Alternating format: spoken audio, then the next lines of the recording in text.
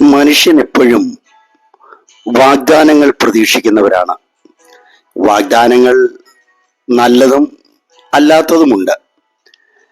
കുറച്ച് നാളുകൾക്ക് മുൻപ് നമ്മുടെയൊക്കെ മൊബൈൽ ഫോണുകളിൽ ഓരോരോ തരത്തിലുള്ള മെസ്സേജുകൾ വരുമായിരുന്നു.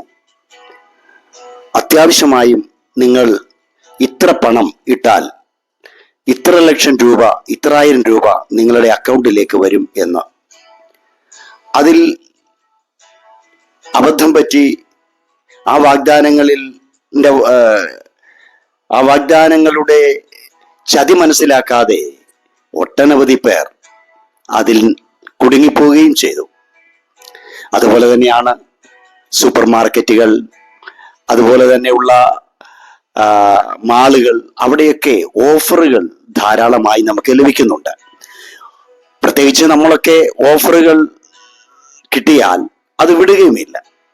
അതുപോലെ തന്നെയാണ് ഈ മനുഷ്യന്റെയും ചില വാഗ്ദാനങ്ങൾ.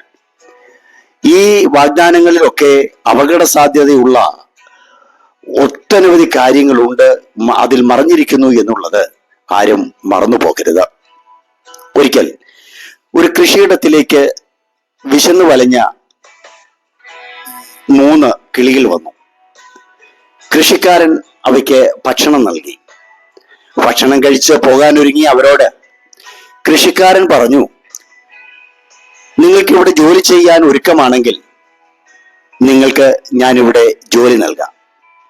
4 തരത്തിലുള്ള ജോലിയാണ് ഇവിടെ ഉള്ളത്. 1, ഇവിടെ ആഹാരമൊക്കെ ശരിയായാൽ ഇവിടെ ഞാൻ വളർത്തുന്ന കോഴികൾ ധാരാളമുണ്ട്, അവയോട് ചെന്ന് പറയണം ഭക്ഷണം ആയി എന്ന്. അതിന് 4000 രൂപയാണ് ശമ്പളം. അടുത്തത്, എൻ്റെ കൃഷിയിടത്തിലെ വിളയായ വെളുത്തുള്ളി തോട്ടത്തിൽ നിങ്ങൾ ജോലി ചെയ്യണം. മാത്രമല്ല അത് പാകമാകുമ്പോൾ അതിൻ്റെ വിളവെടുത്ത് അതിൻ്റെ തൊലി കളഞ്ഞ് അത് അരിഞ്ഞ് പായ്ക്ക് ചെയ്യുകയാണ് അടുത്ത ജോലി. ഇതിന് 6000 രൂപയാണ് ശമ്പളം. എന്നാൽ 5000 രൂപയ്ക്ക് എൻ്റെ കൃഷിയിടത്തിലേക്ക് വരുന്ന ഇഴജന്തുക്കളെ ഓടിക്കുന്ന പണിയുമുണ്ട്. ഇനി 4മതൊരു ജോലിയുണ്ട്, എൻ്റെ ആടുകൾക്ക് വേണ്ടി ആടുകയും പാടുകയും ചെയ്യുക എന്നതാണത്. അതിന് 2500 രൂപയാണ് ശമ്പളം. നിങ്ങൾക്ക് ഇഷ്ടമുള്ള ഈ 4 ജോലിയിൽ ഓരോന്ന് നിങ്ങൾക്ക് തിരഞ്ഞെടുക്കാം. 2മൻ 5000-ന്റെയും 4മൻ 4000-ന്റെയും രൂപയുടെ ജോലി തിരഞ്ഞെടുത്തു. 3മൻ കുറച്ചു നേരത്തെ ആലോചനയ്ക്ക് ശേഷം 2500 രൂപയുടെ ജോലിയാണ് തിരഞ്ഞെടുത്തത്. അപ്പോൾ മറ്റ് 2 കൂട്ടുകാർ പറഞ്ഞു, ഇവൻ ഒരു വിഡ്ഢി തന്നെയാണ്. കാരണം അവൻ ഏറ്റവും കുറഞ്ഞ ശമ്പളമുള്ള ജോലിയാണ് തിരഞ്ഞെടുത്തത്. പിറ്റേ ദിവസം അവർ ജോലിക്കെത്തി. അധികം താമസിയാതെ 1മനും 2മനും പെട്ടെന്ന് ചത്തുവീണു. 4മൻ പണി ചെയ്തുകൊണ്ടിരുന്നെങ്കിലും കഷ്ടിച്ചാണ് അവൻ രക്ഷപ്പെട്ടത്. അങ്ങനെ രക്ഷപ്പെട്ട് പണിയൊക്കെ പൂർത്തീകരിച്ച ആ മനുഷ്യനോ, ആ കിളിയോട് കൃഷിക്കാരൻ ചോദിച്ചു, നീ എന്താണ് ഇത്രയും ശമ്പളം കുറഞ്ഞ ജോലി തിരഞ്ഞെടുത്തത്? 3മൻ പറഞ്ഞു, ഏറ്റവും കൂടുതൽ ശമ്പളമുള്ള വെളുത്തുള്ളിയുടെ പണി ഞാൻ എടുക്കാത്തതിന് ഒരു കാരണമുണ്ട്. കാരണം അത് വലിയ ഗന്ധമുള്ളതാണ്. ആ തുളച്ചു കയറുന്ന മണം ഞങ്ങളെയൊക്കെ വേഗത്തിൽ കൊല്ലുന്നതാണ് എന്ന് ആ പക്ഷി പറഞ്ഞു. പിന്നെ കോഴികളുടെ പ്രിയപ്പെട്ട ആഹാരങ്ങളിൽ ഒന്ന് കുഞ്ഞിക്കിളാകുന്ന ഞങ്ങളാണ്. ഇഴജന്തുക്കൾ ഞങ്ങളെ കണ്ടാലുടൻ ചാടി വീണ് ഇരയാക്കി കളയും. അതുകൊണ്ട് ഇത്രയും അപകട സാധ്യതയുള്ള ജോലി എന്തിനാണ് ഞാൻ തിരഞ്ഞെടുക്കുന്നത്?